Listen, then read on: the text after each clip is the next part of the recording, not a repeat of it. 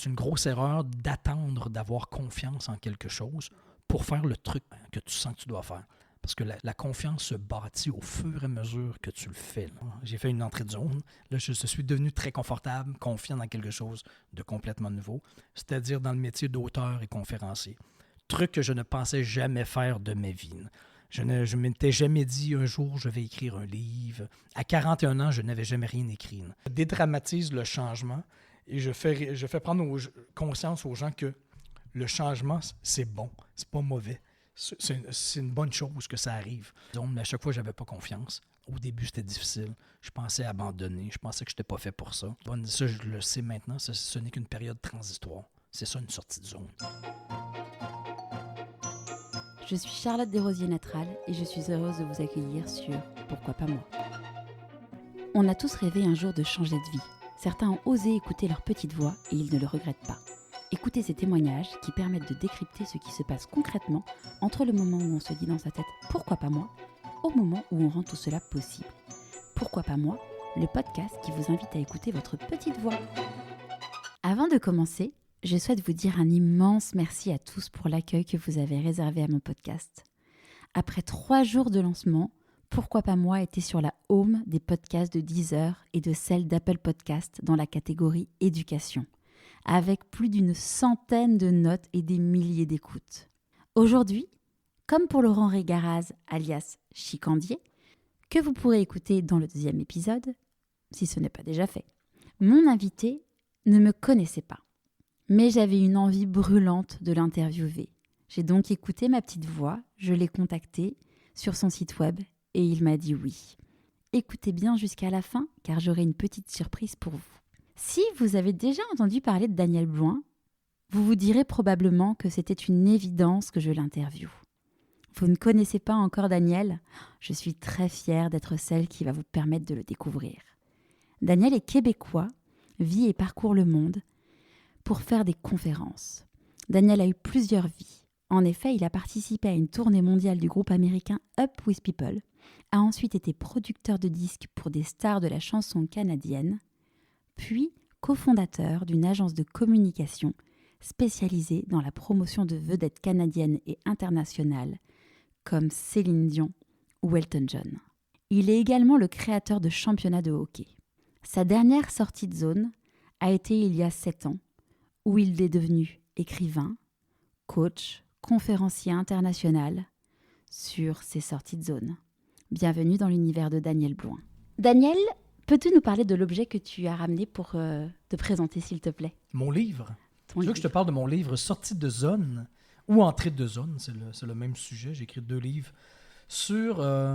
écoute, mes 2 livres, c'est pour tous ceux qui songent à effectuer un changement dans leur travail, leur carrière ou leur vie, mais qui n'osent pas sortir de leur zone de confort, par peur.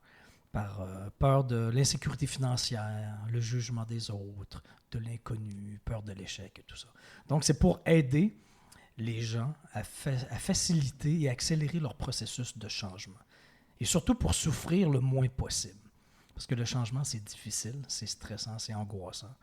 Mais il y a façon de souffrir beaucoup moins lorsqu'on comprend et on a conscience du processus de sortie de zone de confort. Maintenant, plus j'en parle, plus je suis convaincu à 1000% de ce que je dis. À l'époque, je l'étais à 99,9%, mais maintenant que j'ai des témoignages de partout dans le monde, de tous les types de personnes, de riches, pauvres, jeunes, vieux, en Polynésie ou Maroc, en France, ou peu importe que ce soit au Québec, un cerveau, c'est un cerveau. On a tous des poussées de vie, des trucs qu'on sent qu'on doit faire, qu'on veut faire. Parfois, on ressent qu'on est rendu un Y dans notre vie. Hein, un Y, qu'on doit tourner à droite ou choisir de tourner à droite ou à gauche. Et là, on ne sait pas trop si on va à droite ou à gauche, ou on fait le changement ou on ne le fait pas, ou on reste dans notre zone. Donc, c'est de prendre des décisions. Est-ce que je suis en train de persévérer, je dois persévérer dans ce que je fais, ou je suis en train de m'acharner dans la mauvaise direction. Il y a une très grande différence entre s'acharner et persévérer. Il y en a une, s'acharner, ça implique une sortie de zone obligatoire pour revenir à la bonne place, mais persévérer, bon, oui, c'est difficile, le changement. C'est lorsqu'on est entre 2 zones de confort, qu'on est dans le stress et qu'on doute. C'est là que c'est difficile. Lorsqu'on a la vie dans la face, que j'appelle, le nez à contre-courant, entre 2 zones, entre 2 fosses, parce que je fais souvent une analogie avec la vie du saumon, du Pacifique. Parce que moi, mes idoles, pour vrai, je pense que c'est les saumons. Ce qui m'impressionne, c'est que depuis des milliers d'années, aucun saumon ne s'est trompé. Ils reprennent tous la bonne rivière, qui va les faire revenir à leur source, dans la rivière dans laquelle ils sont nés, jusqu'au bout de la rivière où ils sont nés. Et une fois qu'ils rentrent dans la bonne rivière, basé sur leur ressenti, on s'entend, c'est pas rationnel, un saumon, basé sur leur ressenti, et une fois qu'ils rentrent dans la bonne rivière, leur vie, c'est la même chose que nous. C'est-à-dire une succession continue de fausses courants, fausses courants, fausses courants, fausses courants. Zone de confort, transition difficile. Zone de confort, transition difficile. Et c'est l'histoire d'une vie. Ce n'est pas qu'à la crise de la quarantaine. Tout à fait. Non. C'est du début à la fin. Donc, lorsqu'on sait ça d'avance, ça dédramatise tout le processus parce qu'on sait que c'est normal, que la vie n'est pas contre nous, la Terre tourne, et elle s'en fout complètement qu'on ait le goût ou non. Que la vie nous impose le changement ou qu'on le sente, on en parlait tout à l'heure avant l'entrevue, si on le ressent, de toute façon, on n'aura pas le choix à un moment donné. C'est ça. Si on résiste le plus longtemps possible, on va tous se rendre au burn-out, à la dépression. On prend un mur. On prend un mur. Et ça fait mal et on met du temps à se relever. Et ça fait encore plus mal et ça prend encore plus de temps. Ouais. Si je fais ce que je fais aujourd'hui avec mes livres, mes conférences, tout ce que je fais sur le web, c'est pour que les gens ne se rendent justement pas là, au mur, à souffrir trop, complètement inutilement. Donc, je dédramatise le changement et je fais prendre conscience aux gens que le changement, c'est bon, c'est pas mauvais. C'est une bonne chose que ça arrive. Parce qu'on a tellement peur du changement. On a tellement de mauvaise perception du changement. Et la preuve, c'est que justement, on appelle ça la crise de la quarantaine. Pourquoi le mot crise? Rattaché au mot crise, il n'y a rien de positif. Un pays en crise, ça ne va pas bien. Une crise cardiaque, ça n'est pas souhaitable à personne. Et nous, on appelle ça la crise de la quarantaine. Au lieu d'appeler ça l'éveil de la quarantaine, enfin, le zombie se réveille de la quarantaine. La renaissance, la enfin, floraison. je sais pas comment on appelle ça, le quarantenaire, je sais même pas comment on appelle ça. Mais enfin, la personne de 40 ans se pose des vraies questions et arrête de suivre le troupeau. Parce qu'à un certain moment donné, on est comme gelé, on est hypnotisé du cerveau. On se pose plus de questions. On fait copier-coller. On est sur l'autoroute. On ne prend pas la petite sortie. Mais c'est ce que je trouve dommage. Parce qu'on passe à côté de quelque chose souvent de très, très beau.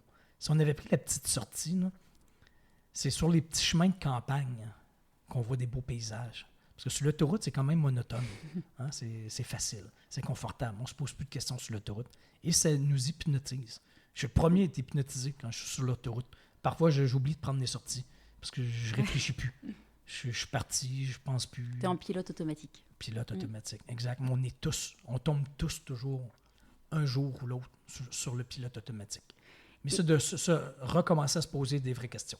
Et toi, du coup, dans ta vie, il y a eu plusieurs sorties de zone. Oui, quelques-unes. Quelques-unes, oui. Mais quand même des majeures. Des majeures, oui. Et où il y a eu du courage. Est-ce que, avant qu'on parte de tes sorties de zone, est-ce que tu peux nous raconter d'où tu viens? Donc, tu es Canadien. Oui. Et donc, tes parents sont professeurs tous les deux. Donc, on peut dire que potentiellement, ils ont une vie qui est une autoroute, mais en fait, finalement, non, parce qu'ils ont réussi à s'ouvrir en déménageant notamment à... Eh bien, écoute, à l'étranger. J'ai évolué la grande partie de ma vie à Québec, dans la ville de Québec, au Québec, mais j'ai habité, je retourne très loin dans mon enfance, mais de 2 à 4 ans en Provence. Et à l'âge de 13 ans environ, j'habitais en Ontario, une province anglophone du Canada. Mais ça, oui, ça m'a aidé à dédramatiser le changement. Et c'est sûr que ça m'a aidé dans mon processus. Hein.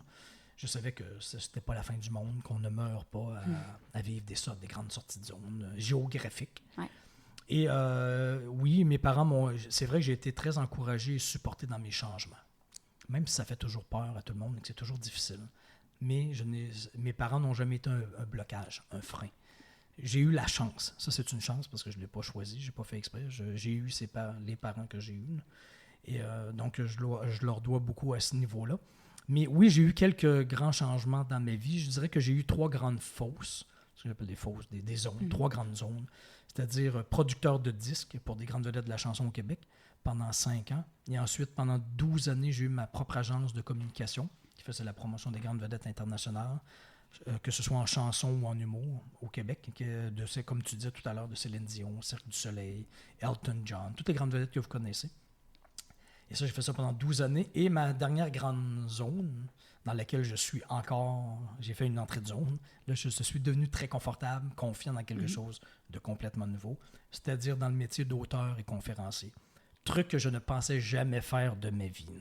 Je ne m'étais jamais dit un jour je vais écrire un livre. À 41 ans, je n'avais jamais rien écrit. Justement, tu te disais quoi quand tu étais petit? Qui était le petit Daniel? Qu'est-ce qu'il se disait? Quand je serai grand, qu'est-ce que je ferai? Un petit Daniel au Québec voulait devenir joueur de hockey professionnel. Mais quand tu n'as pas assez de talent en hockey, tu fais autre chose. Moi, à l'époque, j'ai voulu devenir journaliste. J'ai voulu devenir médecin. En tout cas, on a tous des petites passes, des petites bulles que j'appelle, des petites poussées de vie.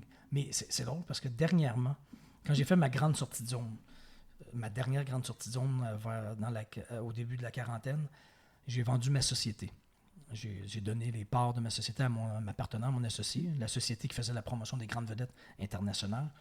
Et dans ma tête, j'avais plein de petites bulles. Des petites bulles, c'est ce que j'appelle des trucs, des petites poussées de vie, des trucs que j'aimais.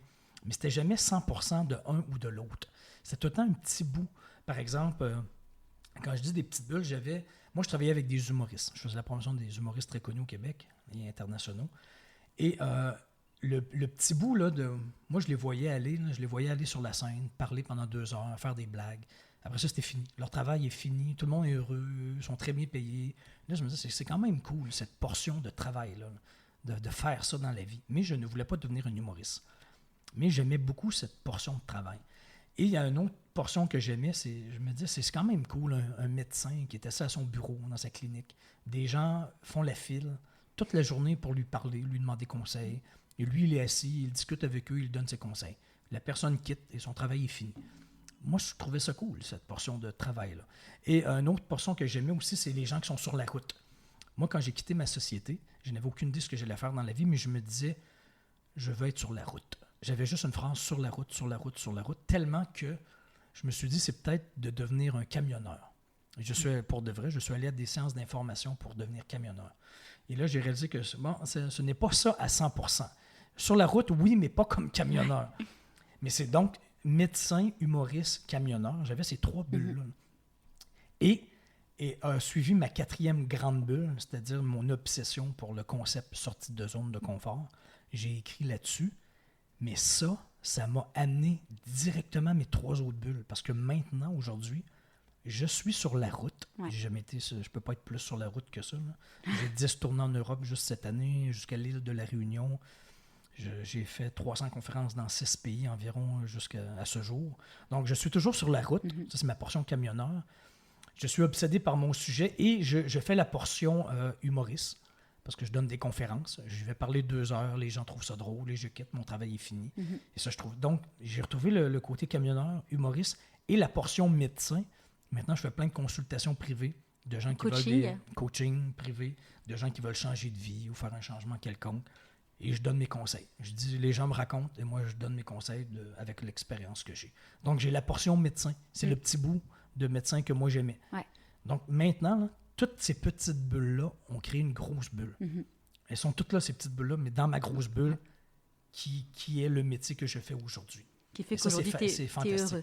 Absolument. Et on a tous des petites bulles, comme ça, des petites poussées de vie, des trucs qui nous allument.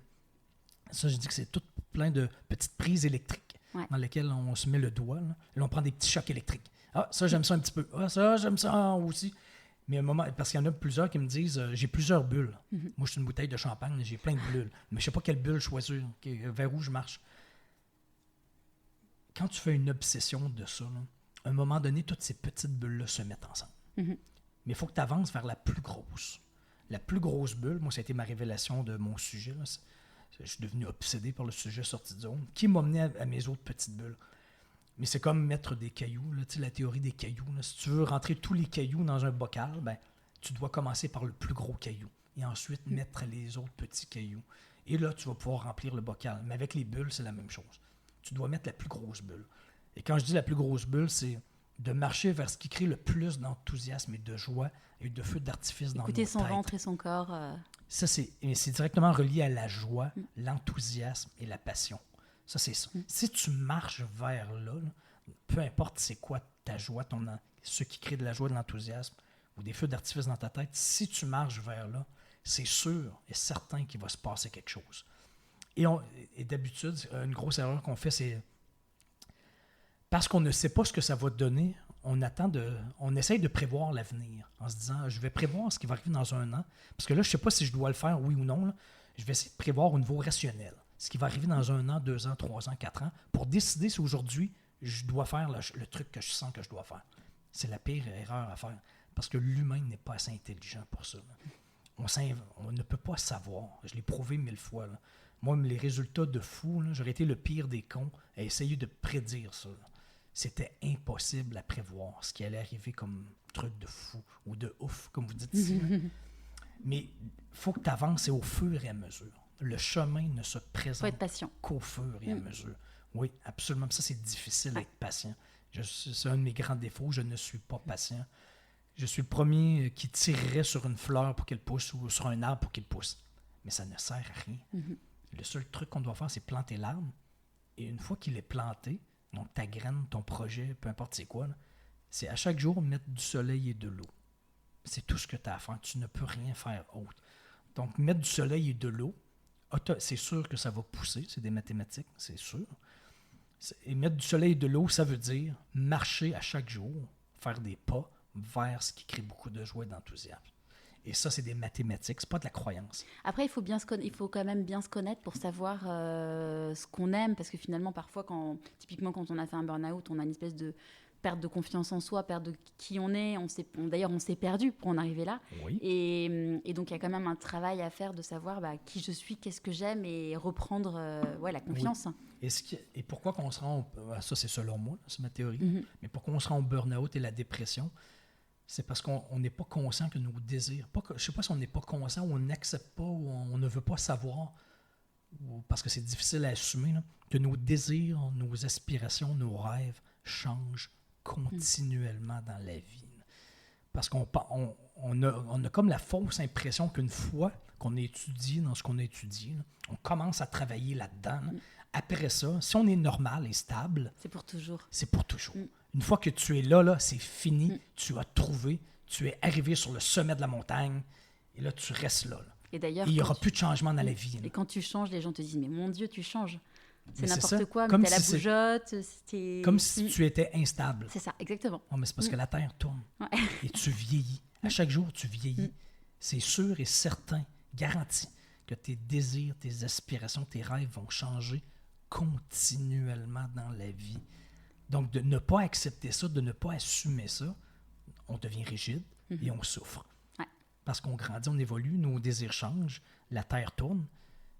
Et si on ne s'adapte pas à ça continuellement, c'est continuel. C'est un travail de tous les jours. Moi, je ne sais pas, je me suis jamais dit dans 2 mois, dans 6 mois, dans 1 an, 2 ans, 3 ans, 4 ans, ce que je vais faire, je n'ai aucune idée. Moi, je le sais au fur et à mesure, jour après jour. Ce qui crée de la joie et de l'enthousiasme tout de suite, là, je sais que je marche dans la bonne direction. Je ne sais pas de prédire l'avenir. Il y en a plein qui me demandent, c'est quoi? Mais c'est moi. Oui, ça prend des rêves, mais c'est ce qui crée de la joie tout de suite. Là. Pas dans 1 an, 2 ans, 4 ans. C'est quoi tout de suite là, qui crée de la joie? Là? Mais marche vers là. Je te jure, le chemin va se présenter au fur et à mesure. Parce que ça, c'est une autre chose que j'ai appris. Si on a les bulles qu'on a, là, ce n'est pas un hasard. Moi, mes bulles là, ne sont pas dans ta tête. Et tes bulles ne sont pas dans ma tête. Et ça, une des pires erreurs à faire, c'est d'essayer de comparer nos bulles. De se comparer aux autres. On est 7-8 milliards. On a 7-8 milliards d'empreintes digitales différentes. On a 7-8 milliards de bulles différentes. Ça ne sert à rien de comparer nos bulles. Et ça, c'est aussi ridicule de poser la question aux autres de l'entourage direct, là, qui ne comprend pas nécessairement ce qu'on vit. Là. De demander aux autres de l'entourage direct qui ne comprend rien de ce qu'on vit. Là. Est-ce que tu penses que ce que je sens, je le sens pour vrai? Là? C'est aussi ridicule que si je te posais la question, est-ce que tu sens que moi, j'ai envie de pisser aujourd'hui? Présentement, est-ce que tu sens que j'ai envie de pisser? Ben, tu le sais pas, toi. C'est moi qui le sens. Là. Toi, tu n'as aucune idée. Là. C'est moi qui sais si je sens que j'ai envie de pisser. C'est aussi ridicule que ça. S'il fallait que je te pose la question, ça serait ridicule. Mais dans la vie, c'est la même chose. Nous sentons tous ce qu'on est supposé sentir et les autres n'ont aucune idée. Là. Tout ce qu'ils peuvent voir dans nos yeux, là, c'est la joie et l'enthousiasme. ou quelqu'un qui s'éteint. C'est juste ça qu'on peut voir. On ne peut pas rien voir d'autre. Mm-hmm. La joie, l'enthousiasme ou la tristesse. Quelqu'un qui s'éteint, c'est quelqu'un qui souffre.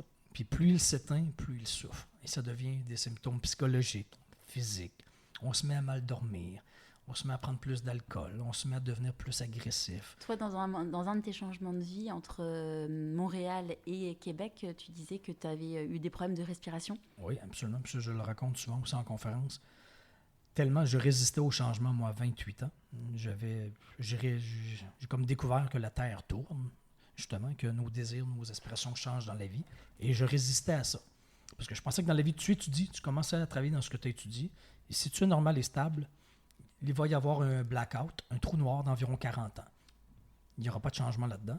Il va n'y avoir que 2 autres sorties de zone importantes, la retraite et la mort. Moi, je pensais que c'était ça la vie. Donc, à 28 ans, moi, je pensais que j'allais être producteur de disques toute ma vie. Je pensais que c'était ça la vie. Mais je sentais que c'était pas ça, c'était plus ça. Et là, je résistais à ça et je commençais à souffrir. Je commençais à mal respirer. Et je suis allé chez le médecin.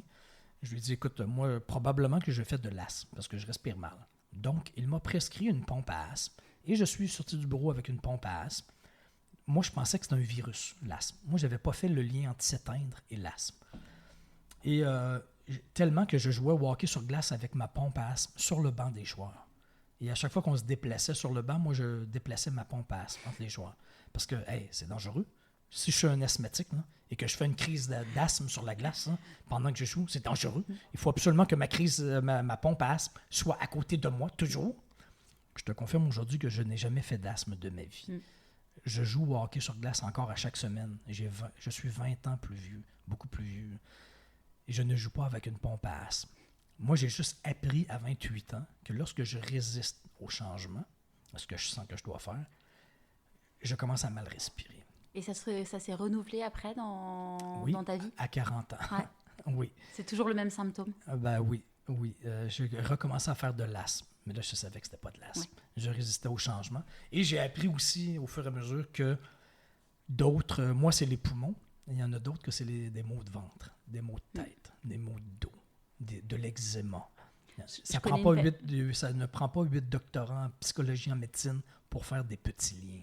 Je connais une personne que je vais bientôt interviewer. Lui, il a perdu... il est devenu paralysé des jambes, il n'arrivait plus à marcher. Donc, ils ont été hyper inquiets en comme mode... Ça. Comme ça, du jour au lendemain, ils ont cru que c'était neurologique et tout. Et en fait, non, c'est juste qu'il était en train de faire un burn-out.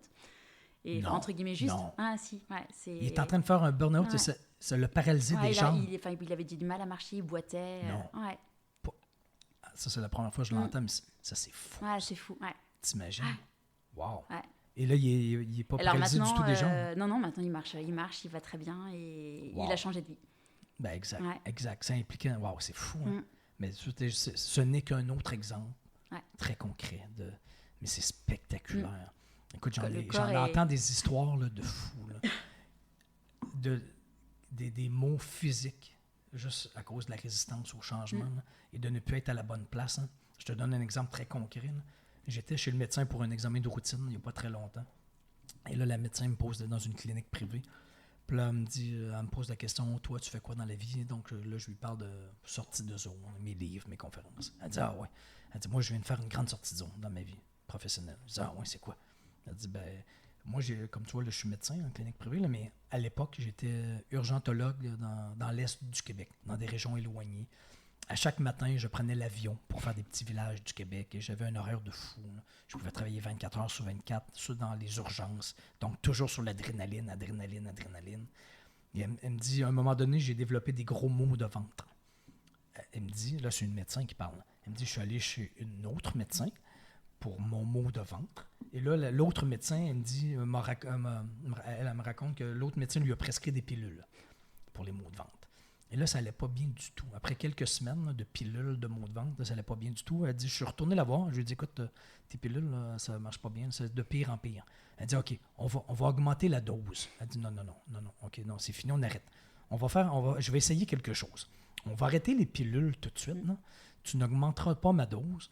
Ce que je vais faire, là, je vais faire un changement de vie. Je vais faire un changement de carrière là, et on verra ensuite si j'ai encore besoin de pilules. Là, elle me dit, comme tu peux voir, je ne suis plus urgentologue dans l'Est du Québec. Je suis ici en clinique privée avec toi.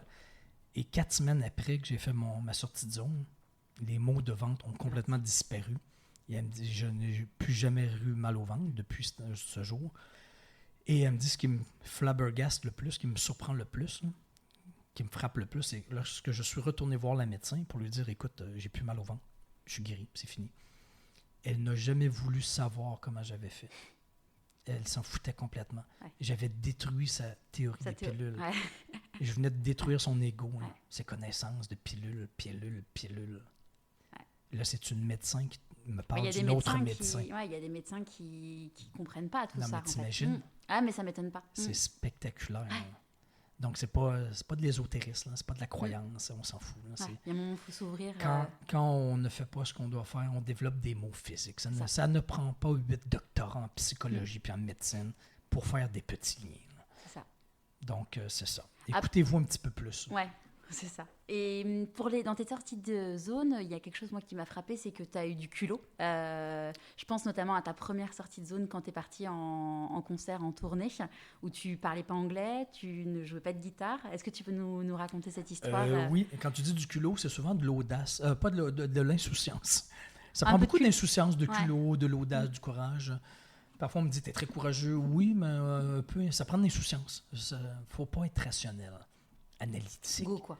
J'ai envie, j'y vais, j'ai rien à perdre. Exactement, j'ai rien à perdre. Au pire, je vais avoir de l'air con et c'est tout. Écoute, moi, à l'époque, j'avais un fantasme, un rêve, là, c'était de faire une tournée de musique dans le monde, comme des bands rock. Moi, mon band préféré à l'époque, c'était Bon Jovi. Et moi, je voulais être Bon Jovi et faire des spectacles devant des milliers de personnes, faire des tournées mondiales. Moi, je trouvais ça fantastique. Donc, tu avais quel âge à ce moment-là? 20 ans environ. Moi, j'aurais payé pour faire ça comme travail.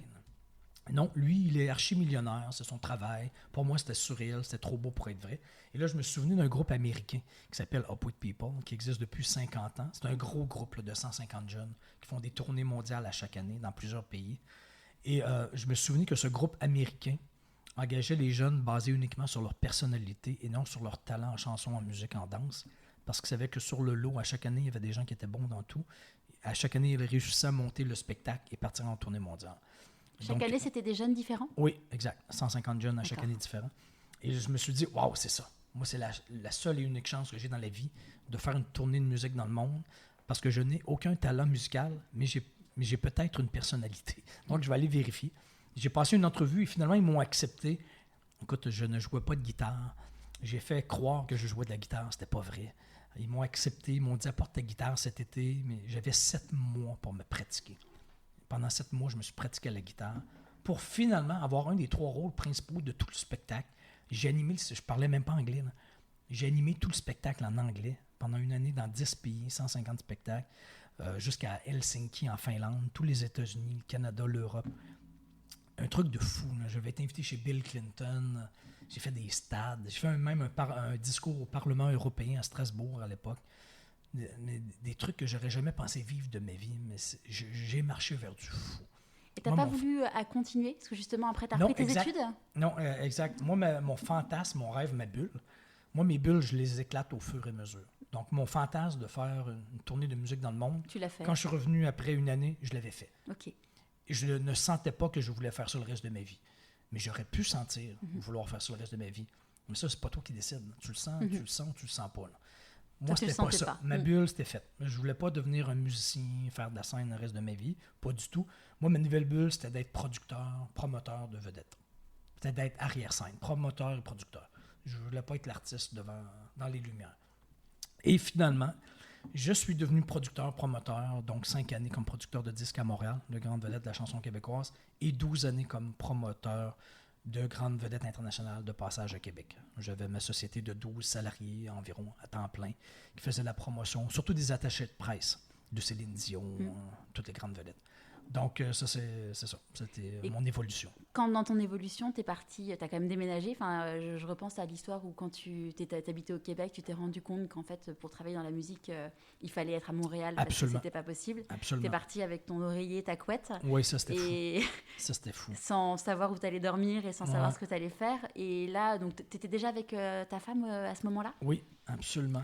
Écoute, moi, j'étais à Québec et mon rêve, moi, j'avais une idole à l'époque. Là, quand je suis revenu de ma tournée mondiale, mon idole, c'était un producteur de spectacle. Le producteur le plus connu au Canada à l'époque, Donald K. Donald, qui s'appelait. Et lui, il produisait toutes les grandes vedettes internationales. Les Rolling Stones, puis Madonna, U2, toutes les grandes vedettes. Même Céline Dion, la tournée mondiale. C'était mon idole de Montréal, au Québec, qui produisait la tournée mondiale. Et c'était mon idole, mais moi, j'étais à Québec. Et Québec, c'est beaucoup plus petit que Montréal. C'est 4-5 fois plus petit que Montréal. Puis moi, c'est une grande ville. À l'époque, pour moi, Montréal, c'était très intimidant. C'est une grande ville. Et je résistais. Donc, je voulais rester dans ma fosse, dans ce qui était facile à Québec. Pour moi, c'était connu, Québec, donc c'était facile. Il n'y avait pas de stress, pas de changement. Mais mon rêve était à Montréal. Et j'ai résisté longtemps, je souffrais. J'essayais de résister. Là, du coup, tu faisais tes études?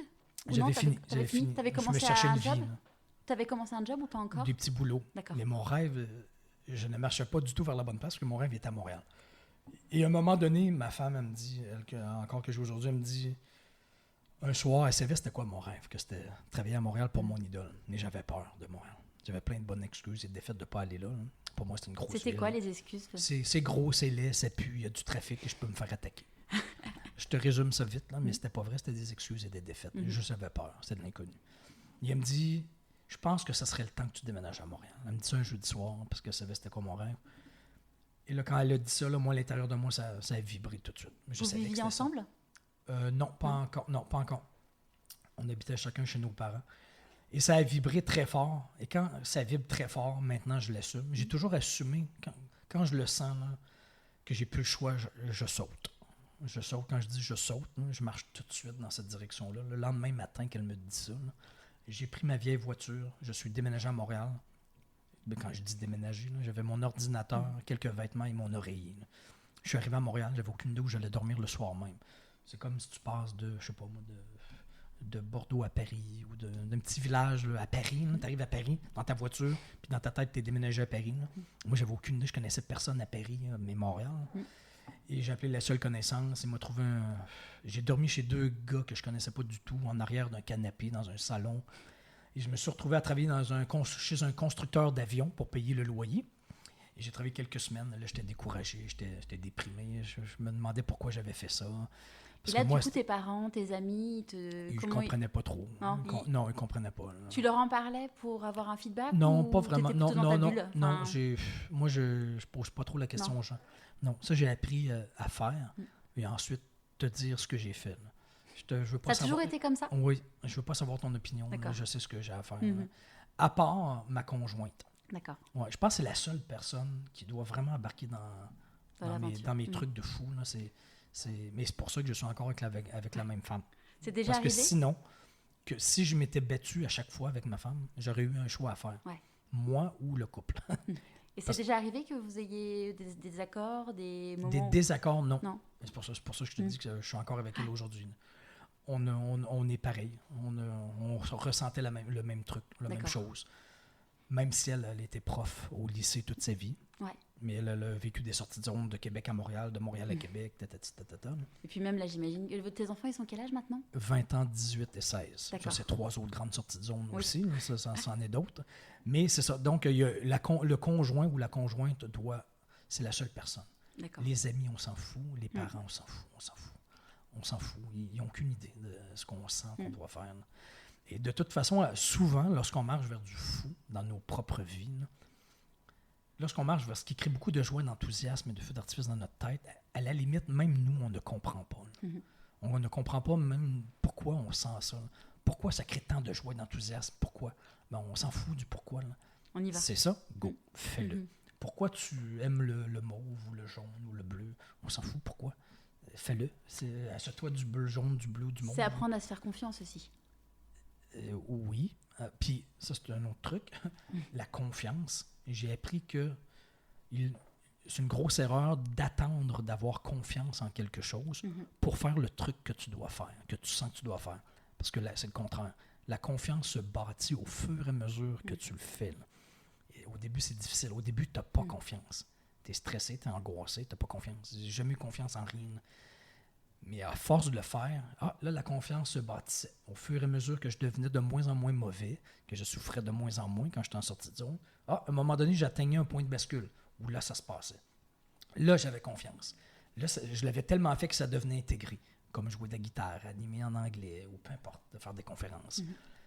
Plus tu le fais, plus ça devient intégré, tu n'y penses plus, tu deviens très confortable, donc très confiant dans quelque chose de complètement nouveau.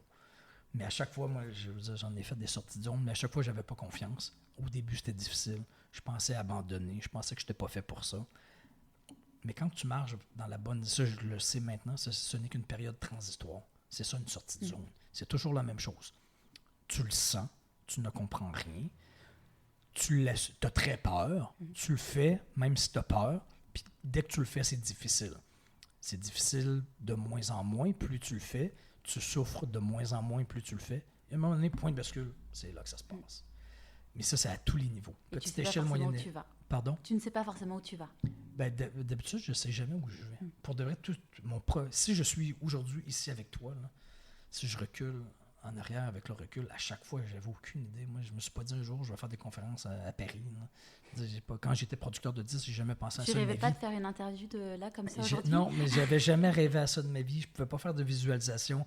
Je savais pas que ça se pouvait. Je savais même pas que je ferais un jour des conférences. Je savais même pas que je savais écrire. Je savais pas que j'écrirais un jour un livre. Le chemin se présente au fur et à mesure. C'est impossible de prédire l'avenir. Je l'ai prouvé 1000 fois. J'aurais été le pire des cons à essayer de prédire ça. C'est au fur et à mesure. Donc, on se complique beaucoup la vie en essayant de voir trop loin. C'est bien d'avoir des rêves, mais pas trop loin. Tout de suite, qu'est-ce qui t'allume? Oui, parce que de toute façon, ce que tu disais, c'est que de toute façon, les rêves, aujourd'hui, donc tu avais le rêve d'aller travailler chez Taka. Ça a été ça. J'ai eu le rêve de partir en tournée mondiale, je l'ai fait. J'ai eu le rêve de travailler pour mon idole, je l'ai fait. J'ai eu le rêve de revenir vivre dans ma ville parce que je suis tombé en amour avec une maison, je l'ai fait. Alors que j'avais aucune bonne raison rationnelle de revenir vivre à Québec. Ça, c'est une autre grande sortie de zone que j'ai fait. Écoute, on était à Montréal. Québec, juste avant qu'on parte sur Montréal, parce que moi j'ai eu la chance de lire ton livre la semaine dernière. Donc du coup, tu travailles chez Bombardier Canadair, je sais plus. Oui, Canadair, Bombardier, constructeur d'avions. Et là, tu te dis, en fait, j'ai vraiment envie d'aller travailler pour mon idole. Oui. Et tu te donnes le moyen d'y arriver. Quand je suis déménagé à Montréal, c'était pour travailler avec mon idole. Mais je devais payer le loyer. Donc, j'ai travaillé chez Bombardier, mais je n'avais aucune passion pour les avions. Là, je m'en foutais des avions. Et à chaque jour, j'avais 2 fois 15 minutes pour aller au téléphone puis me trouver pour travailler pour mon idole. Ou après ça, parce qu'au début, il m'a dit non. Donc après, j'appliquais partout, producteur de disques et de spectacles. Tout le monde me disait non. Donc à un moment donné, j'ai rappelé chez mon idole. Parce que c'était ça mon but. Je me suis rappelé mon but. C'est quoi qui crée beaucoup de la joie, de l'enthousiasme. J'ai rappelé et j'ai dit, écoutez, je vais travailler gratuit. Là. On s'en fout. Là. Je ne veux pas un stage. Pas un stage. Donnez-moi n'importe quel petit boulot. Là, tout ce qu'il y a à faire que personne ne veut faire, que les employés ne font pas, moi, je vais le faire. Gratuit, ça durera le temps que ça dure. Vous n'avez rien à perdre. Si ça ne fonctionne pas, vous me foutez à la porte 30 secondes après, je disparais. Il n'y a pas de rapport de stage à faire, rien à faire. Est-ce que vous voulez? Il n'y avait aucune bonne raison de me dire non, là, parce que c'est un travailleur salarié gratuit. Personne ne refuse de l'être gratuit. Donc, finalement, j'ai travaillé là et j'étais tellement en feu.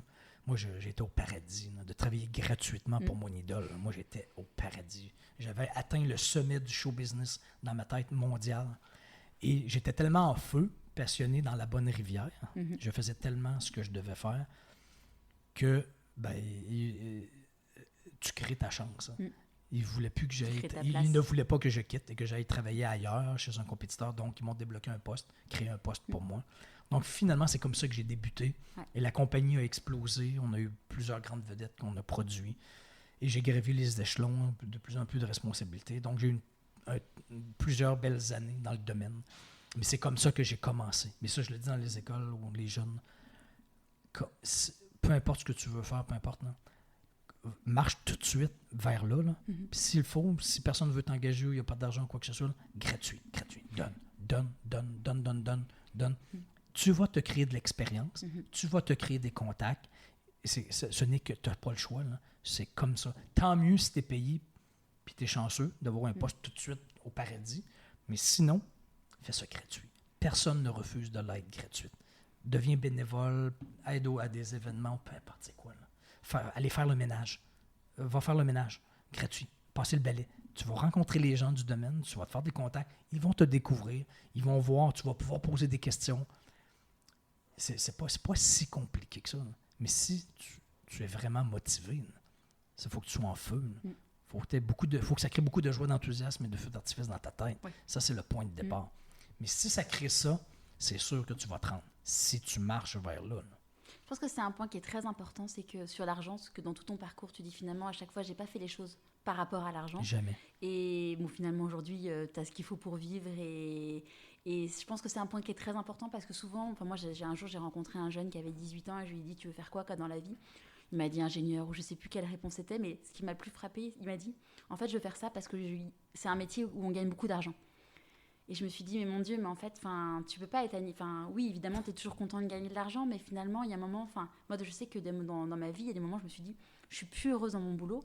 Si j'arrive à trouver un job où je suis moins bien payée, mais en fait, je serais heureuse de faire ce job-là, et ben, j'accepte. Bon, la chance que j'ai eue, c'est qu'au final, j'arrivais toujours à garder mon niveau de salaire. Mais en fait, là, aujourd'hui, je sais pas de quoi sera fait mon avenir, mais j'ai envie de dire, l'argent, ça doit être en effet clairement secondaire. Absolument. Je sais que c'est beaucoup plus facile à dire qu'à faire. Mais si on veut vraiment beaucoup, de toute façon, si tu t'éteins complètement dans ce que tu fais, tu vas voir que ça va te coûter très cher. En pilule, en burn-out, en dépression, en arrêt de travail. C'est pas mieux, là. C'est pas plus payant, là, se rendre là. Mais quelqu'un qui fait un travail pour l'argent, pour moi, c'est d'une tristesse monumentale. Là. C'est passer à côté de sa vie. C'est très triste. Je ne sais pas comment le dire. C'est extrêmement triste. Tant mieux si tu fais beaucoup d'argent. Oui, absolument. Il faut vivre dans la vie. Là. Je comprends tout ça. Il faut payer le loyer, l'épicerie. Ça, je comprends ça, mais il y a des façons. Il y a des trucs. S'il y a quelque chose qui t'allume, là, puis premièrement, si ça t'allume, tu vas travailler beaucoup plus. Tu vas avoir beaucoup plus de succès, là, c'est sûr, parce que ça t'allume. Tu en donnes 1000 fois plus que le client demande, parce que tellement ça t'allume. Donc, en partant, tu vas avoir beaucoup plus de clients, ou tes patrons vont t'aimer beaucoup plus, ou tu vas obtenir du succès dans ce domaine-là, c'est sûr, parce que ça te passionne. Par exemple, moi, maintenant, si j'étais milliardaire, puis parfois je le dis en conférence, hein, si j'étais milliardaire, qu'est-ce que je ferais au lieu d'être ici? Là? Ben, je serais ici, quand même. Si j'étais milliardaire, là, je paierais pour faire mon travail. Là, parce que j'aime ça, là, être ici. J'aime ça, être en entrevue avec toi, parce que mon sujet me passionne. Si je parlais d'un sujet qui ne m'intéresse pas du tout, là, ça serait lourd. Là. Je veux dire, je ne paierais pas pour faire ça. Puis milliardaire, je ne ferais pas ça. Là. Mais moi, maintenant, ça m'allume, ça me passionne, j'aime ça. Donc, je travaille beaucoup, beaucoup. Puis ça, c'est bizarre parce que depuis que je fais ma dernière carrière de auteur-conférencier, ma femme me dit « Je t'ai jamais vu autant travailler ». Moi, c'est bizarre parce que quand elle me dit ça, là, moi, dans ma tête, je n'ai jamais aussi peu travaillé de ma vie. Et souvent, les gens me posent la question c'est quand tu prends tes vacances? Je me pose plus cette question, je m'en fous. Je m'en fous complètement des vacances. Bien. Et je sais pas quoi, pour de vrai, je ne sais pas quoi dire, je ne sais pas quoi répondre, parce que j'ai l'impression d'être toujours en vacances, mais de travailler toujours quand même. Donc, je sais pas quoi répondre. Je pense pas à ça. Moi, faire des conférences en France ou peu importe, c'est pas vraiment un travail. Je serais milliardaire, je serais ici. Mais je suis payé. Là, je suis payé, je veux dire, je fais de l'argent. Je parle d'un sujet qui m'intéresse, je change des vies. Moi, c'est ma vraie paye, c'est ça. Moi, c'est le résultat, là. C'est les transformations que je provoque et j'en vois des milliers. Là. C'est spectaculaire. Même moi, je suis impressionné, je comprends pas trop, là, mais ça transforme des vies, des trucs de fou. Là. J'ai des témoignages presque à chaque jour d'histoires rocambolesques, de changements de vie. Mais moi, c'est ma vraie paye. Parce que je me suis déjà posé la question il n'y a pas très longtemps. Parce que j'ai beaucoup d'humour dans ce que je fais, en conférence. Et là, je me suis dit, mais peut-être que c'est ça. Est-ce que j'aimerais devenir humoriste? Juste faire des blagues. Être sur la scène, faire des blagues pour faire des blagues. Et en 2 secondes, je me suis répondu assez vite là, que j'ai aucun intérêt. Là, je m'en fous. Là, je veux pas devenir... Mon but, c'est pas de faire de la scène et de parler devant des gens. Là. C'est pas ça mon plaisir. Je veux pas devenir une vedette. C'est pas du tout ça mon but. Là. Moi, ma vraie paye, c'est après la conférence.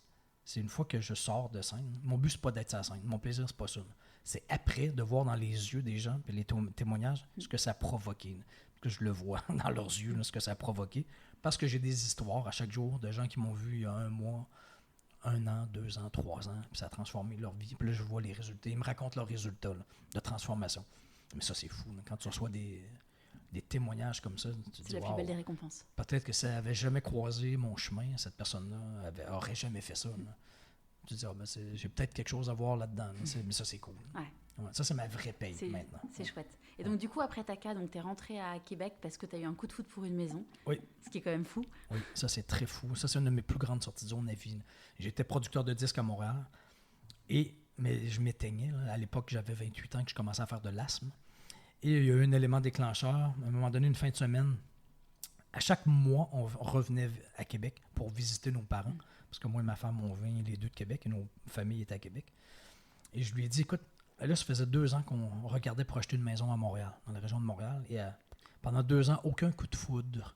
Il n'y a rien qui nous allumait comme maison. Jamais. Il y avait toujours un problème quelconque.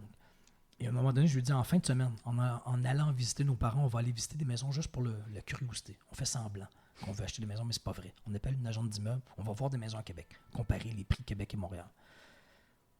On appelle une agente d'immeuble, elle nous prévoit 5 maisons dans la journée, on rentre dans la première maison. On avait un bébé de 6 mois dans les bras. Là. On rentre dans la première maison, et je te jure, on a eu un coup de foudre. Moi et ma femme, on savait que ça, c'était notre maison. Parce que ça, c'était fou. C'est ça qu'on cherchait depuis 2 ans à Montréal et qu'on ne trouvait jamais. Vous aviez eu le temps de mûrir ce que vous vouliez comme type de maison. Et ça, là, pour moi, la maison, c'était fou. Je ne pouvais pas croire que quelqu'un habitait là. Parce que moi, c'était ça que je cherchais. C'était fou. Là. Et quand je te dis que je marche vite vers là, quand je le sens, le jour même, on a fait une offre d'achat sur la maison. Sachant que vous aviez encore un job à Montréal. On n'avait jamais pensé revenir vivre à Québec. C'était même pas traversé notre esprit. On a senti que c'était notre maison. On l'a acheté le jour même. L'offre a été acceptée le jour même parce qu'on était prêt à rentrer dans la maison dans 30 jours. 30 jours après, on était revenu vivre à Québec, dans la maison. Un bébé de 6 mois, les deux, plus de boulot. Et sachant que vous n'aviez pas le droit au chômage? Oui, exact. Pas d'industrie du disque à Québec. Ouais. Là, ma femme avait son poste de permanente à Montréal, devait recommencer à zéro, retrouver un poste de permanente c'est un comme truc suppléante. qui est très compliqué. Très difficile. Et ça fait 20 ans là, de ça. Là. Et est-ce que tu sais, c'est quand il a retrouvé sa permanence? Ah non, ça, je ne sais pas. Cette année. Ah oui. 20 ans plus tard. Ouais. On s'en fout. Elle a travaillé à temps plein, c'est un détail. 20 ans plus tard. Mais à l'époque, elle l'avait à Montréal. Ouais. On a acheté une maison, on recommençait tous les deux à zéro. Avec toutes les bonnes raisons rationnelles pour ne pas faire ça, on les avait toutes. Le chômage, pas de chômage, avec un justement, bébé, quitte 2 emplois, achète une maison, tout le contraire de ce qu'il fallait faire. Tout le contraire. Et si on avait été rationnel, cérébral, donc on avait fait une liste du pour et du contre. Et si vous en aviez parlé aussi accessoirement à votre Imagine. entourage? Oui, ça c'était fou. Là. Même nous, on ne comprenait pas. Tu le sens, là, c'est tout. Là. Et si on avait fait une liste du pour et du contre, on n'avait que du contre dans la liste. Ouais. Et un pour. Le pour, c'était je le sens. C'est tout. Donc, si on avait été intelligent, rationnel, cérébral, analytique, je ne sais pas si le mot intelligent. Jamais on n'aurait fait ça. Ben, regarde la liste du pour et du contre. C'est assez évident que tu ne dois pas faire ça. C'est facile à voir. Mais nous, on le fait. Et ça, je sais ce qui est arrivé. Ça fait 20 ans que j'habite dans la maison. Je suis revenu vivre. Ça fait 20 ans que j'habite à Québec. Je sais exactement ce qui est arrivé après. Et c'est une de mes meilleures décisions à vie. Financière, personnelle, professionnelle, à tous les niveaux. Et j'habite encore dans la maison et je suis encore très, très, très heureux d'habiter là. Donc, je l'ai prouvé plusieurs fois que lorsqu'on marche vers ça, ce qu'on sent qui crée du fou, de l'enthousiasme et de la joie, on ne peut pas prévoir ce qui va arriver, mais c'est par là qu'il faut marcher. Je ne peux pas être plus convaincu que ça. Là. Et donc, la sortie de zone, quand tu as quitté, du coup, quand tu as revendu tes parts de ton agence de com à ton ancien associé, là, tu avais tes enfants qui étaient plus grands. Oui. Comment ils 3 ans. Là, j'avais 3 enfants. 3 enfants, ouais. Comment ils ont réagi Écoute, ça a été un de mes plus grands blocages. Dans ma dernière grande sortie de zone, mon plus grand blocage, c'était ma grande fille, qui était rendue qui était rendue adolescente, là, qui m'avait vu toute sa vie travailler dans ma société de communication avec des salariés. Elle venait au bureau jouer à la secrétaire avec les salariés. Là. Et là, elle a eu très peur, très insécure. Elle pensait qu'on allait devenir pauvre. Papa n'a plus de salariés, il n'y a plus de travail, il n'y a plus de boulot, on va se retrouver à la rue. Elle avait très peur. Puis pendant plusieurs mois, pendant longtemps, on ne pouvait pas se payer les mêmes trucs. Aller en voyage aussi souvent, peu importe. Puis toujours elle me rappelait que si je n'avais pas quitté, on pourrait se payer les voyages, les trucs. La bonne elle était fâchée. Ouais. Mais ça, il faut être très solide dans sa tête. Ah, c'est clair. Pour continuer à marcher, parce que moi, j'avais aucune idée de ce qui allait arriver. Mais je sentais que je marchais dans la bonne... Où tu allais. J'avais aucune idée. J'avais aucune idée. Et là, j'ai eu ma bulle d'écrire mon livre, mon sujet, sortie de zone. Mais ça prend du temps, c'est long. Là. Tu peux abandonner 1000 fois entre les deux. Là. Maintenant, ma grande fille qui est rendue à 20 ans voit exactement ce qui est arrivé. Là. Et là, elle m'accompagne en conférence dans le monde. Elle vient avec moi à l'île de la Réunion en mars. Là, elle comprend exactement. C'est la plus belle leçon qu'elle a eue dans la vie. Là. Ah ben, c'est une belle chance que tu leur Le offres, changement de la sûr. sortie de zone, c'est la plus belle leçon. Mais j'aurais eu 1000 occasions de revenir en arrière à l'époque, quand elle me rappelait à chaque fois qu'on ne pouvait plus se payer les mêmes trucs et que c'était de ma faute. Moi, ce que je disais à mes enfants quand j'ai arrêté de travailler là, cet été, j'ai dit à mes enfants, écoutez, maman, elle va gagner moins d'argent, mais maman, elle sera heureuse. Donc, qu'est-ce que vous préférez, continuer à partir en vacances ou avoir une maman heureuse? Ça me fait penser qu'à un moment donné, à une certaine époque, quand ça allait mieux, ma fille m'avait dit, on était à la pharmacie, je me souviens, comme c'était, elle était assise à côté de moi, puis elle m'a dit, je ne m'ennuie pas de l'époque où tu étais sérieux. Ouais, mais c'est... Sérieux. Ouais. Dans les dents, bang! C'est un truc vachement intéressant. Enfin, mon mari, il a fait un truc hyper violent, mais je le remercie aujourd'hui. C'est qu'avant que je m'arrête, il a regardé les enfants qui à l'époque avaient 5 et 7. Il les a regardés, il a dit, vous la trouvez comment, maman, en ce moment? Et là, je me suis pris elle crie tout le temps, elle est stressée, un truc, enfin, tu prends ça en pleine figure, c'est dur, quoi, quand dans ton petit cœur de maman. Et il a reposé la question il y a, je sais pas, il y a un mois, un truc comme ça. Il fait, ah, maman, elle fait des blagues tout le temps. Et tu dis, mais mon Dieu, enfin, je pense que, enfin, pour les gens qui sentent qu'ils sont pas bien, ou s'ils ont un doute en tout cas, qui posent la question à leurs enfants et ils vont se prendre un miroir. Oui, absolument. Ouais, absolument. C'est vrai ce qu'ils disent. Hein, je veux dire. Ils disent ce qu'ils pensent. Ils disent ce qu'ils voient. Et puis, il n'y a pas de filtre. Ouais. C'est fou, hein, mais c'est tout ce qu'on peut voir. Ouais. On ne peut pas sentir ce que l'autre sent, mais on peut voir dans les yeux de l'étincelle, de la joie, de l'enthousiasme, ou quelqu'un qui s'éteint, qui chiale, qui râle, qui pleurniche, qui est stressé. C'est tout ce qu'on peut voir. Qui est impatient. De la joie ou de la tristesse, un des deux. Là, c'est ça. C'est facile à dire, mais c'est ça. C'est comme ça pour tout le monde. Donc, croire que pour ceux qui écoutent peut-être que ça va pas bien, là, que c'est difficile, qui sont stressés, angoissés, ont peur, ça va mal, peu importe c'est quoi, là. Vous êtes malheureux, vous restez au changement. Croire qu'il y a une autre vie. Il faut juste savoir qu'il y a une autre vie. Ce n'est pas un cul-de-sac. Ouais. Si vous décidez d'assumer autre chose ou d'ouvrir vos œillères, élargir vos horizons, vous pourriez être surpris. En tout cas, je le vois avec des milliers de personnes. Toi, tu es un exemple. Même si tu ne sais pas exactement encore ce que ça va te donner dans 1 an, 2 ans, 3 ans, 4 ans, on s'en fout. Là, toi, tu es directement dans le changement. Mais au moins, tu as retrouvé le sourire. Ouais. Déjà, c'est beaucoup. Ça change déjà ça le quotidien. Ça va te coûter beaucoup moins cher en pilule. Ouais. J'en ai pas pris, j'ai eu de la chance. Non, mais tu aurais pu résister au maximum, continuer à gagner ton salaire où tu travaillais, mais là, tu serais en burn-out, dépression, pilule, maladie. Ça coûte cher, ça aussi. Ouais, non, et puis ça fait du mal à l'entourage aussi. Il n'y a personne qui est heureux là, de ça. Ça ne va pas bien pour personne. Non, c'est ça. Puis souvent, on se fait dire, c'est égoïste de faire des sorties de zone, des changements. Tu penses juste à toi. Ben oui, mais c'est parce que c'est ça le but. Tu n'as pas le choix. Là. Ouais. C'est quoi qui est plus intelligent? Un parent qui souffre toujours, qui se rend à la dépression, ou un parent qui prend le risque de marcher vers de la joie et de l'enthousiasme? Oui, qu'est-ce qui est plus intelligent? Si tu n'es pas heureux, ton conjoint ne peut pas être heureux. C'est un cul-de-sac. C'est un cul-de-sac. Ça amène à rien. Il n'y a rien d'intelligent là-dedans. Il y en a plein qui disent c'est égoïste. Ben oui, c'est égoïste. Mais c'est quoi les premières consignes en avion avant qu'un avion crache? C'est quoi la première consigne? C'est mets le masque à oxygène sur ton nez et ensuite mets-le à tes enfants. C'est marrant parce que j'ai pris l'avion, d'ailleurs, pour aller au Canada pendant les vacances. Et c'est marrant parce que pour une fois, j'ai écouté les consignes et je me suis arrêtée là-dessus et je me suis dit, bah oui, mais en fait, il y a un moment, Mais c'est égoïste, ça. Se mettre le max... imagine, ton enfant est en train de mourir et toi, tu vas te mettre le masque à oxygène à toi avant lui. Mais sauf que si... c'est ça le but. Si tu tombes, tu ne pourras pas l'aider. C'est pas plus intelligent, c'est complètement ridicule. Donc oui, c'est égoïste, mais tant mieux, c'est ça. C'est ça le but. Là. C'est beaucoup plus intelligent d'être égoïste. On s'entend, là. Mais quand c'est une question de survie, là, de changement de vie, de sortie de zone, de ton ressenti, tu n'as pas le choix. Là.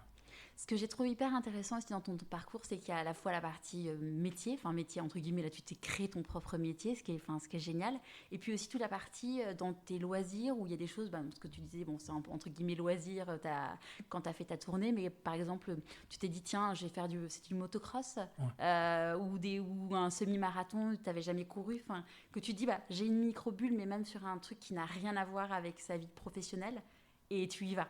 Absolument. Et ça fait partie des plus beaux moments de ma vie, là. Des défis sportifs que j'avais jamais fait. Écoute, j'avais jamais fait de course de motocross de ma vie, là. Je me suis inscrit dans une course, j'avais jamais fait de moto, là. On était 300 motos au départ, une course de enduro là, sur plusieurs kilomètres. Et j'étais en arrière de tout le monde. Et j'étais le seul sur 300 à ne pas être habillé en motocross, là. J'avais des vieilles culottes, un t-shirt, pas du tout habillé en motocross, j'avais de l'air con, là. Mais quand le départ, quand toutes les motos sont parties au départ, là, je pensais mourir. Là, c'est assez violent, un départ de course de motocross. Je pensais que j'allais mourir, mais finalement, j'ai fait la course. J'étais le dernier, je suis arrivé le dernier, mais je m'en foutais. Là. C'est un des plus beaux moments de ma vie. Moi, j'avais fait une course de motocross. J'avais jamais fait ça de Noël. J'avais juste survécu sans me blesser. Et j'ai pris goût. J'ai fait plusieurs courses ensuite de motocross. Mais ça, c'est un des plus beaux jours, je me souviens. Tu fais toujours du motocross? Puis maintenant, je l'ai vendu. Non, j'ai plus le temps. Ma bulle est passée. D'accord. Ouais, je l'ai fait quelques années et ça s'est passé. C'est fini. Je pense pas en refaire non plus. Mais j'ai vécu mon fantasme de faire des courses de motocross. Mais je me souviens de ce jour-là, c'est un des plus beaux jours de ma vie parce que j'avais transcendé une immense peur. C'est ça que ça fait. Sortir de sa zone, ça veut juste dire transcender une peur et un inconfort. Et ça crée beaucoup de fierté. Et c'est ça qui met du piquant dans la vie. C'est de ces moments-là dont on se souvient. Ce n'est pas quand c'était facile. Moi, je me souviens de ma première course parce que je pensais mourir. Je me souviens pas des autres. Elles m'ont moins marqué.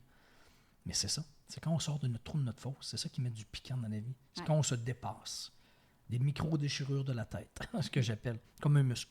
Un muscle qui devient gros et en santé dur, c'est des micro-déchirures du muscle. Et ça fait mal. Au début, ça fait mal. Mais si tu continues, ça fait de moins en moins mal. À un moment donné, le muscle est dur et tu peux le bouger, ça fait plus mal. Ouais. Mais c'est la même chose. Ça, c'est physique. Mais dans la tête, c'est la même chose. C'est pareil. Et tu as gardé des idées, comme tu as quand même complètement changé de vie, est-ce que tu as gardé des contacts de Montréal ou est-ce que finalement... mais je suis encore en contact avec plein. Toute ta vie a Absolument. été... y a pas eu j'ai gardé plein de bonnes relations dans tous les domaines. Absolument. Et ça, c'est une erreur de penser aussi que lorsqu'on est rendu à un Y et on se pose la question, est-ce que je change, oui, non, je fais le changement, oui, non, c'est de penser que ce qu'on vient de faire, c'était une erreur ou un échec. Parce qu'on veut faire autre chose. Parce qu'il y en a qui pensent ça. Si tu as joué du violon 4 mois, tu dois jouer du violon toute ta vie. Parce que c'est un échec. C'est un échec. Tu t'es battu pour ça, tu as travaillé. Ouais, c'est ça, tu n'es pas allé au bout. Mais si tu vas aller au bout, vas-y. Si tu as le goût, si ça crée de la joie, de l'enthousiasme, go, vas-y au bout. Là. Mais sinon, on ne va pas contre nature. Ça, tu vas mourir. Là. Si tu n'aimes pas jouer du violon, arrête de jouer du violon. Là. Mais dans la carrière, c'est la même chose. On fait le tour. À un moment donné, on sent qu'on a fait le tour. Ouais. Tout le monde arrive là à un moment donné.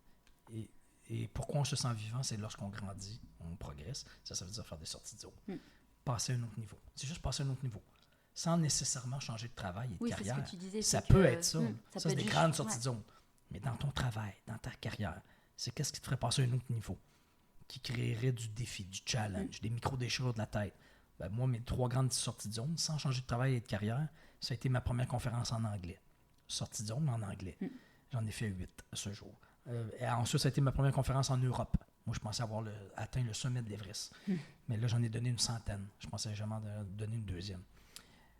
On ne sait jamais où ça mène. Et ensuite, ça a été de faire des journées d'atelier avec des dirigeants d'entreprise. Sortie de zone. Toujours avec mon sujet, là, ça m'a juste fait passer à un autre niveau. Très complémentaire. Ça a élargi ma zone dans mon domaine, sans changer de travail de carrière. Donc ça, c'est un exemple que je donne. Ça ne veut pas dire changer de travail de carrière. Parfois, c'est ça. Mais dans notre travail, dans notre carrière, il y a façon, sans changer de métier, de passer à un autre niveau. Quelque chose de complémentaire, quelque chose qu'on n'a pas fait, qu'on n'a pas essayé encore. Juste pour obtenir des résultats auxquels on n'est pas habitué.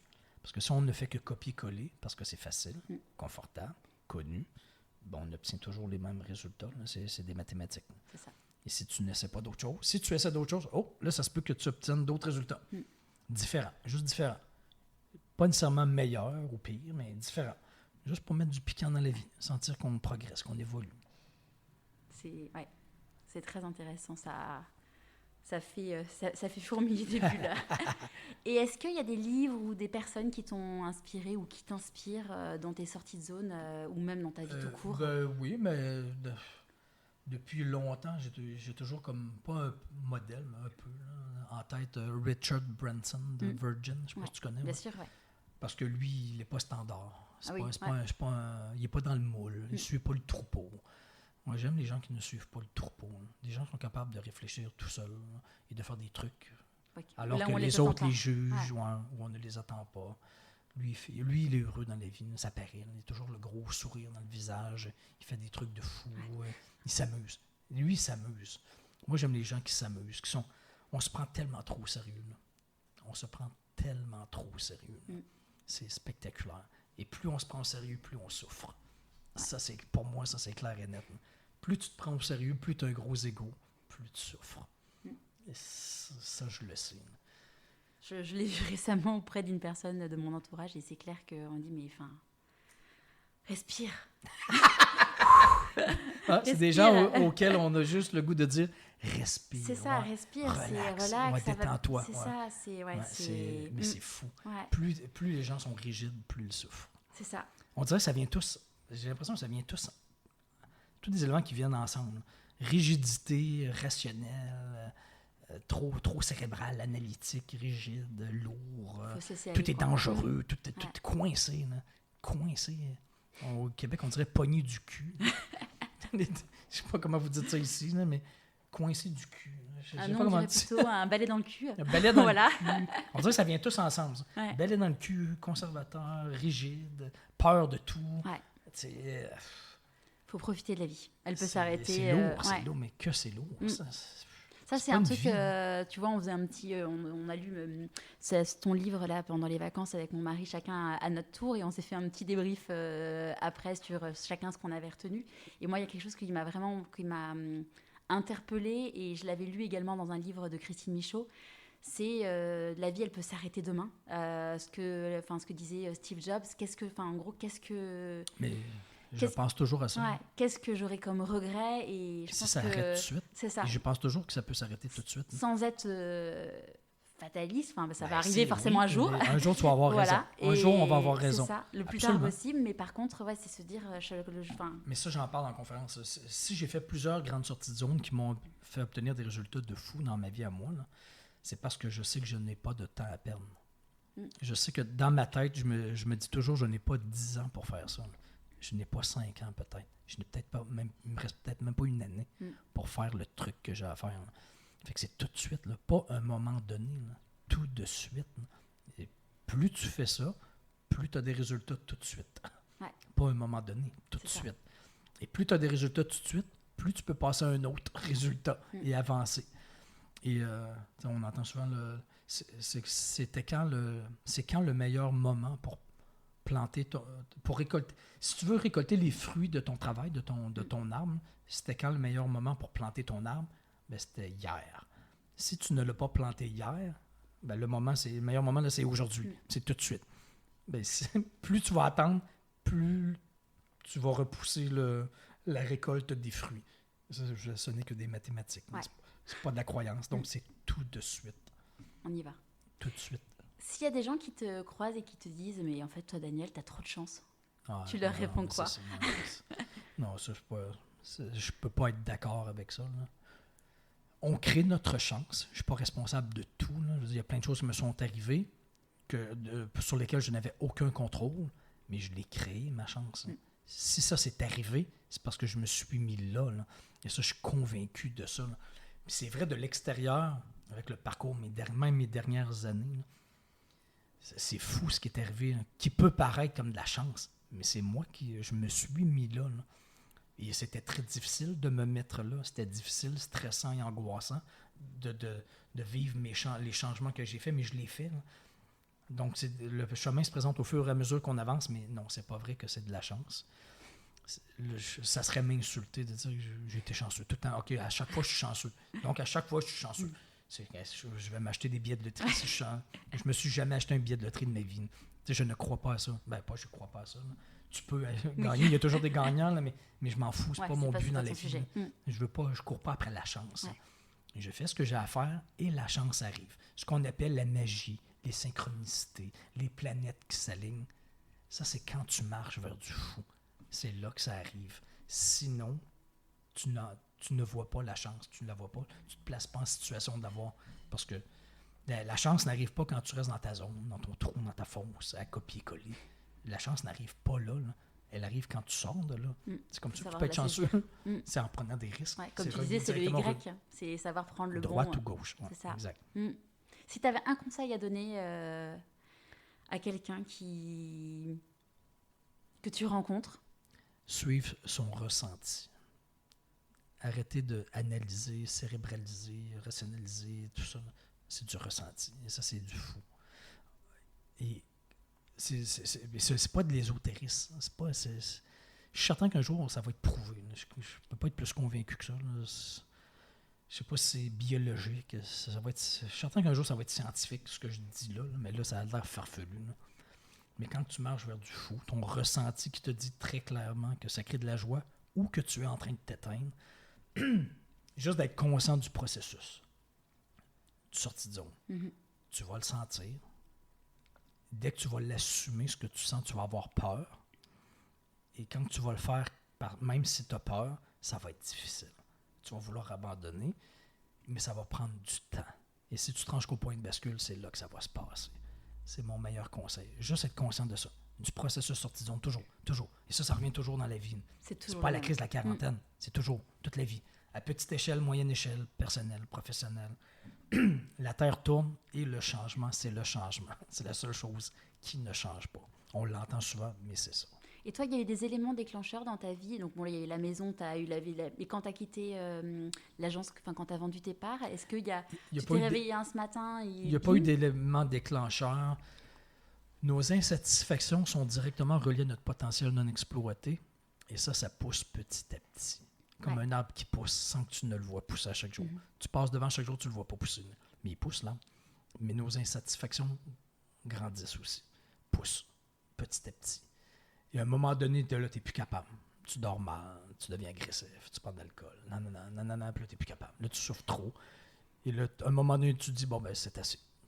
Moi, ma dernière, quand j'ai vendu ma société, il n'y a pas eu d'élément déclencheur. Il n'y a pas une à un moment donné, je n'étais plus capable. Non. À un moment donné, je n'étais plus capable. Je voyais plus. C'était le cul-de-sac. Je m'acharnais. Je réalisais que je m'acharnais. Je ne marchais pas du tout dans la bonne direction. J'étais obligé de faire une sortie de zone. Et j'ai assumé. J'ai dit à ma femme que là, j'ai plus le choix. Je dois me quitter. Je vais vendre, peu importe le prix, je m'en fous. C'est pas une question d'argent. Je dois quitter, sinon je meurs. C'est sûr. Ouais. Et je suis convaincu que je serais mort. J'aurais développé une maladie, ça c'est sûr. Quelque chose. Quelque chose de pas agréable. Ouais. Personne ne serait sorti gagnant de ça. Personne. Pas ma famille, pas mes enfants, personne. Avant qu'on se quitte, est-ce que tu as envie de dire merci à quelqu'un et pourquoi? Et à plein de gens. Je peux pas dire merci juste à une personne, ça serait insulter les autres. Mais c'est une succession de rencontres. Merci à toutes les personnes qui ont croisé, sans le savoir. Les gens ne sont pas nécessairement conscients de ça, là, mais à quel point ils nous aident. On aide tous quelqu'un. Tout le monde aide d'autres sans le savoir.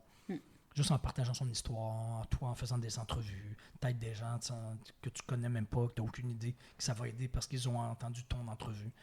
Mais ce sont tous les gens que j'ai croisés. La vie est bien faite. Je pense qu'il n'y a pas de hasard, comme de fait. On l'entend souvent, ça aussi, mais je crois aussi à ça. Donc, c'est toutes les personnes qui ont croisé mon chemin.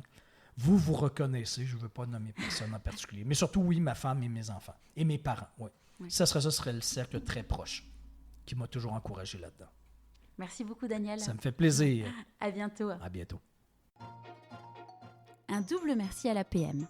L'APM, qu'est-ce que c'est? C'est l'Association pour le Management. Merci de nous avoir accueillis dans leurs locaux pour cet enregistrement.